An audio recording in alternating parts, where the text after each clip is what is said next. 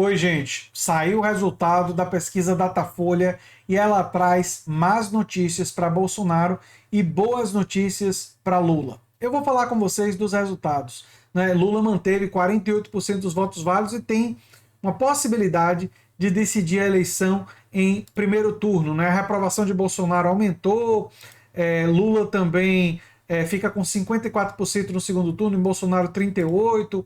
Lula reduziu a vantagem de Bolsonaro entre os evangélicos, que é um dos redutos mais fortes do Bolsonaro, né? Lula reduziu a vantagem de Bolsonaro ali em 6 pontos percentuais. Então, todas boas notícias para Lula.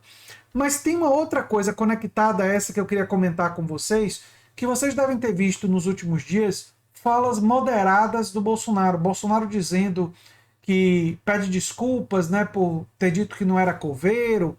Bolsonaro e os seus aliados criticando, especialmente os aliados, né, criticando o ataque do deputado estadual Douglas Garcia a Vera Magalhães. E aí vocês podem estar se perguntando por que Bolsonaro e seus aliados fizeram esses recursos. Porque eles podem dizer para os apoiadores fiéis que não acreditam nas pesquisas, mas eles sabem que eles estão atrás. E eles estão atrás agora dos eleitores que os abandonaram. Então estão tentando dar uma repaginada no Bolsonaro em cima da hora da eleição para ver se conseguem alguns votos. É uma estratégia. É só isso que essas falas do Bolsonaro são. É um mero oportunismo. Só isso que é. Sobre o segundo turno, eu quero trazer aqui um elemento do dado que eu acho importante, que é o seguinte, que 51% dos eleitores de Ciro dizem votar em Lula no segundo turno, né? 24% afirmam votar no Bolsonaro, que é um número que me parece muito alto, tendo em vista não só as críticas muito duras que Ciro fez ao Bolsonaro, embora esteja fazendo agora muitas ao Lula também, né, e tenha feito no passado também, mas se esse pessoal está tão ligado ao PND, né, ao programa do Ciro, votar no Bolsonaro não faz o menor sentido, né? Porque o Bolsonaro implementou uma agenda contrária ao programa do Ciro. Aliás, eu sugiro usar essa estratégia para vocês, para convencerem eleitores do Ciro Gomes que em um eventual segundo turno eles podem fazer ou votar no Lula ou não votar em ninguém, mas votar no Bolsonaro não faz o menor sentido, não é? Enfim, no mínimo convençam eles a não votar em ninguém, mas se for votar em alguém, vote em quem até está copiando ou pegando algumas propostas do seu candidato. O Desenrola Brasil, da campanha do Lula, eu vou falar mais sobre isso em breve, é uma proposta muito semelhante à proposta do Ciro sobre retirar as pessoas do SPC. Né? Então, enfim.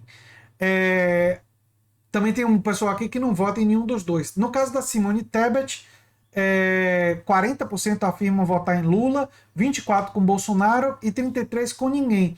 Então, assim, quando você olha, Lula não só tem a dianteira, como em um eventual segundo turno, ele tem a maioria dos votos de Ciro Gomes e tem mais votos de Simone Tebet do que Bolsonaro tem dos votos de Simone Tebet em um eventual segundo turno. Esses são números muito positivos, porque o Ciro Gomes é o terceiro colocado e a Simone Tebet é a quarta colocada. Então, esses dois que vêm atrás, que não subiram muito na pesquisa, os votos deles, em sua maioria, migram para Lula em um eventual segundo turno.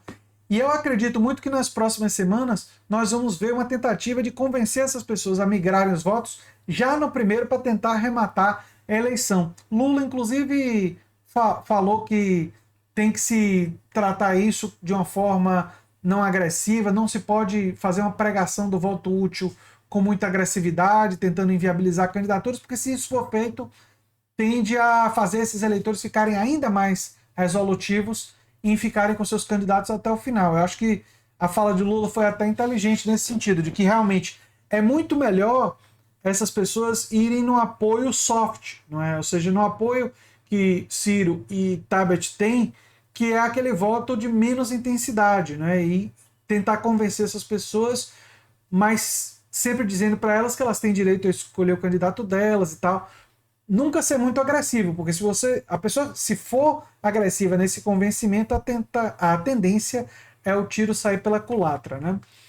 Enfim, os números do Datafolha são positivos e a PEC do estelionato eleitoral, de aumentar o auxílio emergencial em cima da hora, de todos esses benefícios de mais de 40 bilhões em cima da hora, não está surtindo efeito, né? O 7 de setembro não surtiu efeito e as propagandas eleitorais cheias de mentiras não estão surtindo efeito.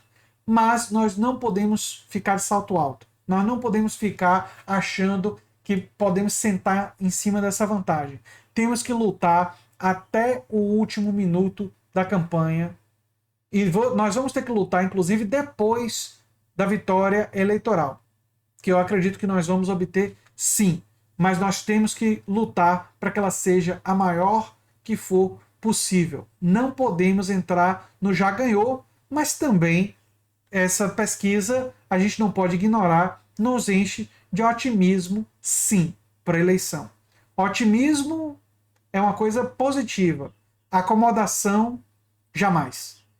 É com essa mensagem que eu deixo vocês hoje nesse espírito de luta para a gente finalizar essa campanha com uma grande vitória e também derrotar o bolsonarismo é muito importante, mas lembrar que o governo que vai vir na sequência vai ser um governo que vai estar em disputa e nós temos que estar do lado da disputa a favor das pautas conectadas aos interesses da classe trabalhadora e dos mais pobres, porque vai ter um monte de gente que vai estar disputando esse governo, tentando puxar ele para uma outra direção. Eu sou André Teixeira Jacobino, canal A Nova Máquina do Tempo. Se você gosta do que a gente faz, se inscreve, dá um like, compartilha. Quem sabe se torna membro ou apoiador do canal. Quem sabe faz um dos nossos cursos. Um abração e até o próximo vídeo.